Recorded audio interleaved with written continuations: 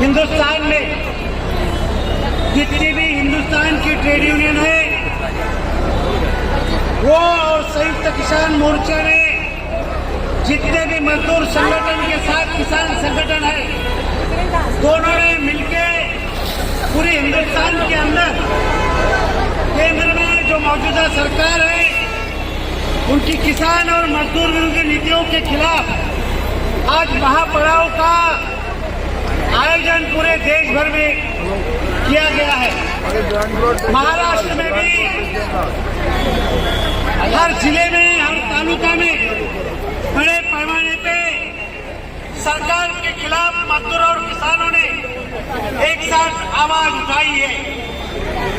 हिंदुस्तान में ये पहली बार हो रहा है कि किसान और मजदूर एक साथ आकर केंद्र सरकार के मजदूर और किसान विरोधी नीतियों के खिलाफ आवाज बुलंद कर रही है। आप सब जानते हैं कि 2014 में जो सरकार केंद्र में स्थित है उन सरकार ने हमारे अपने हिंदुस्तान के मालिकाना हक के जो उद्योग है सार्वजनिक उद्योग चाहे वो एमटीएनएल हो बीएसएनएल हो एयर इंडिया हो गेल भेल SAIL insurance sector banking sector बिजली का सेक्टर हर वो सेक्टर उन्होंने बेचने का काम किया है और वो बेचते समय निजी घराने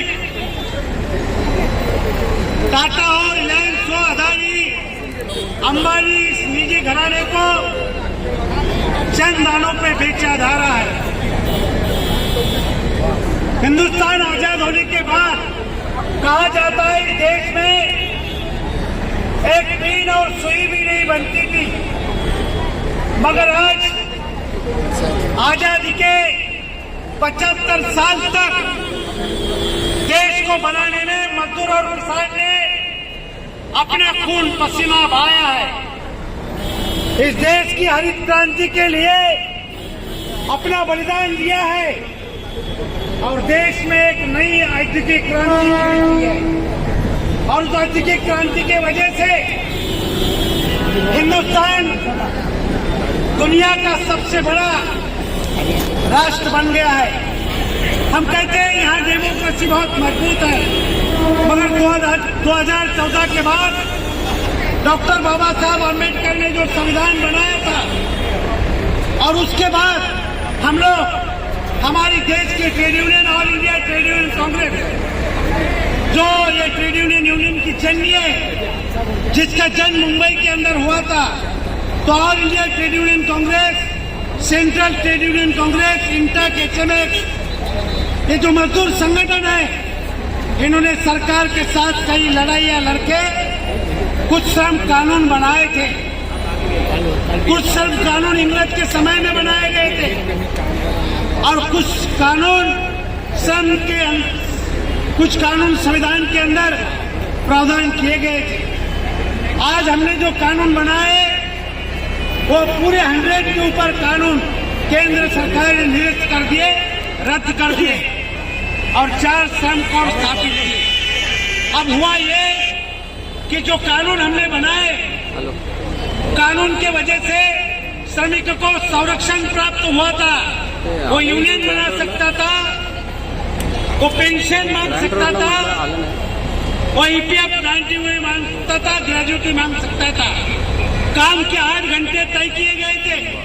अब ये पूरे कानून हटा दिए गए और नए 4 श्रम कोड केंद्र सरकार ने लागू किए और ये केंद्र सरकार ने लागू किए हुए कोड फिलहाल महाराष्ट्र में लागू नहीं हुए, मगर ये अगर लागू हो गए तो हमारे मौलिक अधिकार संविधान ने दिए थे वो खत्म हो जाएंगे। हम यूनियन नहीं बना पाएंगे, किसी कोर्ट में न्याय मांगने के लिए नहीं जा पाएंगे। तो ये बहुत खतरनाक चीज हमारे खिलाफ केंद्र सरकार ने की है। आप सब जानते हैं कि दुनिया के इतिहास में देश का किसान आंदोलन जो चला एक मिसाल है दुनिया के लिए कि किसान आंदोलन ने मजबूत सरकार के जड़ें हिला दी थी और 1 साल के आंदोलन के बाद मोदी सरकार को वो तीनों कानून जो काले कानून थे उसी के वापस लेना पड़ा। सरकार झुक गई।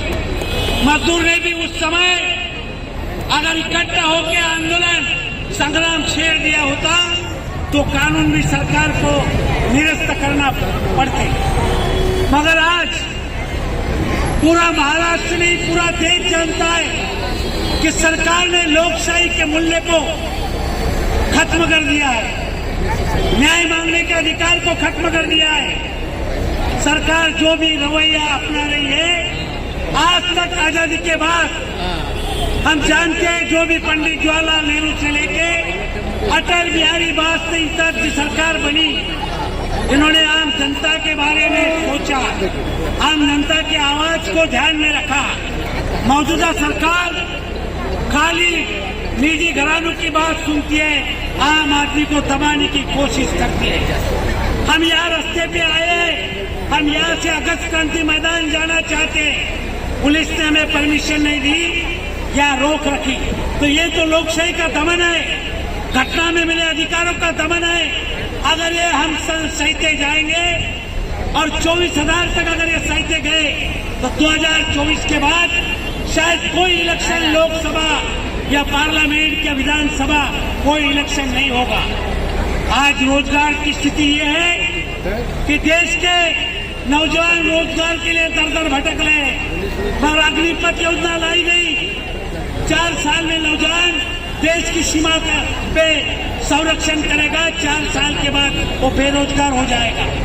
फिक्स टाइम एम्प्लॉयमेंट, कुछ समय के लिए फिक्स एम्प्लॉयमेंट दिया जाएगा, परमानेंट नौकरी खत्म कर जाएंगी।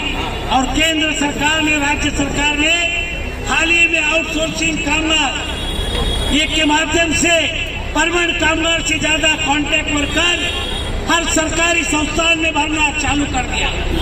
आप जानते हैं कॉन्ट्रैक्ट वर्कर को मिनिमम वेज भी नहीं मुहैया कराया जाता, तो फिर हमारी मोलकर्मी, बाल कामगार, कर्मचारी, आंगनवाड़ी, बालवाड़ी सेविकाएं, इनका जिस तरीके से शोषण हो रहा, शायद उसी तरीके का शोषण हम जो परमाणु उद्योग में काम करते हैं उनका होगा।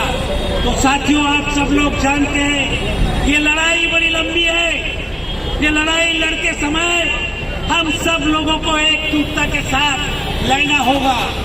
जो भी सरकार दमनकारी नीतियां अपनाएंगी उसके खिलाफ इकट्ठा होकर आवाज बुलंद करनी होगी।